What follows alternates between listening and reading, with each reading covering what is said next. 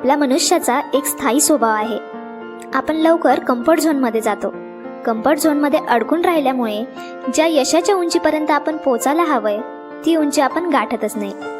आपला त्या यशावर अधिकार असूनही आपण स्वतःच त्याला आपल्यापासून दूर ठेवतो.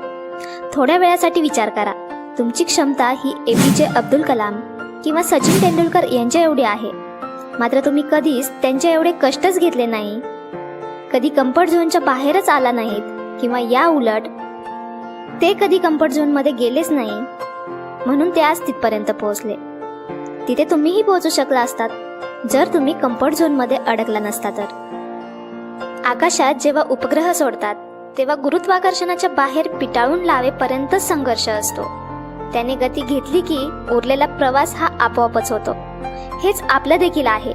समाजात एक विशिष्ट उंची गाठेपर्यंतच सगळा संघर्ष असतो, पण एकदा का आपण अपेक्षित उंचीवर पोहोचलो की आयुष्यातील अनेक समस्या ती उंची सोडवते.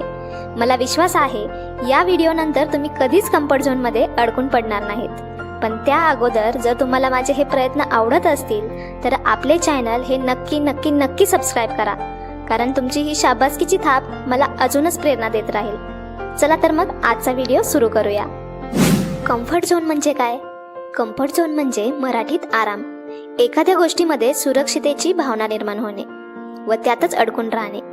यात एखादे काम करणे, एखाद्या ठिकाणी राहणे, एखादी सवय जे करत असताना जास्त अतिरिक्त प्रयत्न करावे न लागणे. उदाहरणार्थ, माझ्या एका मैत्रिणीला IAS व्हायचे होते.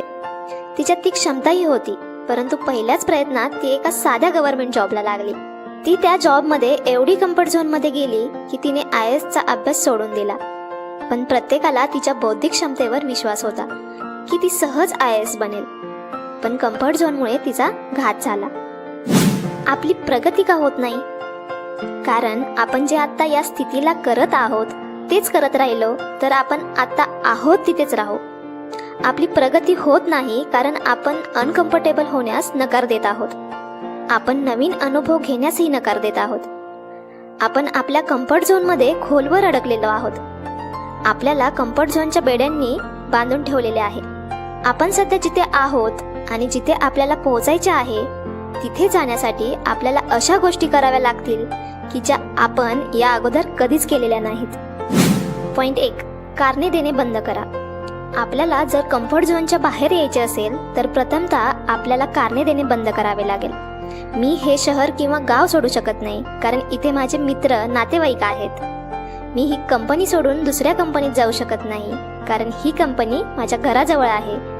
मी सकाळी लवकर उठू शकत नाही कारण माझी झोप पूर्ण होत नाही. अशी अनेक कारणे आपण स्वतःला देत असतो.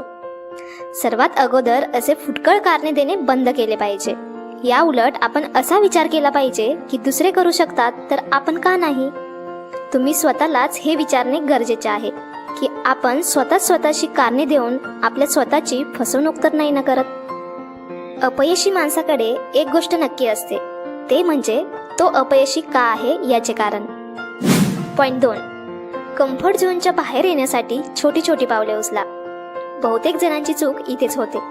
कोणताही बदल करताना आपण खूपच मोठी स्टेप घेतो, पण हा अचानक झालेला बदल आपलं माइंड व बॉडी सहन करत नाही व यामुळे आपण अयशस्वी होतो. यामुळे कोणतेही बदल करताना अगदी छोट्या छोट्या गोष्टींपासून सुरुवात करा. समजा तुम्ही सकाळी रोज 8 वाजता उठता, तर उद्यापासून लगेचच पहाटे 5 वाजता उठायला सुरू करू नका. दर 15 दिवसांनी 15 मिनिटे लवकर उठा. पहिले 15 दिवस 7:45 वाजता उठा. त्यानंतरचे 15 दिवस 7:30 वाजता उठा. या पद्धतीने हळूहळू बदल करा. पॉइंट 3, ध्येयशील राहा. नेहमी ध्येयशील राहा. ते ध्येय मिळवण्यासाठी सतत प्रयत्न करा, कारण आपल्यासमोर जर ध्येयच नसेल तर आपण प्रयत्न तरी कशासाठी करणार. ध्येय तुम्हाला कम्फर्ट झोनच्या बाहेर काढेल, तुम्हाला एका नव्या उंचीवर नेऊन ठेवेल. एखादं मोठं ध्येय ठरवताना आपल्या मनात भीती असते, शंका असते, काळजी असते, पण तरीही यश मिळवण्याची इच्छा आपल्याला स्वस्थ बसू देत नाही. यश कधीच सावलीत मिळत नसते, त्याची आपल्याला पूर्ण किंमत ही द्यावीच लागते. पॉइंट 4, भीतीचे मूळ शोधा. तुम्हाला नक्की भीती कशाची आहे याचा विचार करा, कारण बहुतांश लोक बदलांच्या भीतीनेच बदलांकडे सकारात्मकतेने पाहत नाहीत. नेहमी बँकेत जाऊन रोखीने किंवा चेकने आर्थिक व्यवहार करणाऱ्या व्यक्तीला UPI, फोनपे किंवा इंटरनेट बँकिंगची भीती वाटू शकते. पण एकदा का तो सर्व शिकला की त्याची भीती हळूहळू कमी होत जाते. त्यामुळे तुमच्या मूळ भीतीचे कारण शोधा व त्यावर काम करा. भीतीचे मूळच नष्ट करण्याचा प्रयत्न करा. पॉइंट 5. आपल्याला सर्व गोष्टी सहज मिळतील ही अपेक्षा सोडा. आजचे जग हे स्पर्धेचे जग आहे. अशा या स्पर्धेच्या जगात कोणतीही गोष्ट आपल्याला प्रचंड कष्टाशिवाय मिळणे अशक्य आहे. यश सहजरित्या कोणालाच मिळत नाही.